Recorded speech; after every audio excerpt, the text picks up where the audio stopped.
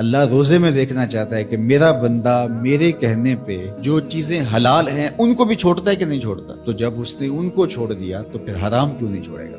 और जिसने रोजे में हराम भी नहीं छोड़ा, गिबत भी नहीं छोड़ी, झूठ भी नहीं छोड़ा, लोगों को अजियत देना भी नहीं छोड़ा, तलख रवैये भी तर्क नहीं किए, गाली गलोच सब्बो शतम का मिजाज भी तर्क नहीं किया, लोगों से रिश्वत लेना और लोगों को अजियत देना भी तर्क नहीं किया, तो फिर वो भूख काट रहा है। वो अल्लाह के हुक्म की तामील नहीं कर रहा है। वो तो कह रहा है कि मैं तुम्हारा इम्तिहान लेना चाहता हूं, तुम हलाल भी छोड़ोगे और ये हराम भी छोड़ने के लिए तैयार नहीं है। तो फिर रोजा रोजा ही नहीं। हम रोजे का मकसद इत्तिका को पैदा करना है और हर वो काम जो अल्लाह की नाराजगी का जरिया है उसको तर्क करने का नाम तकवा है।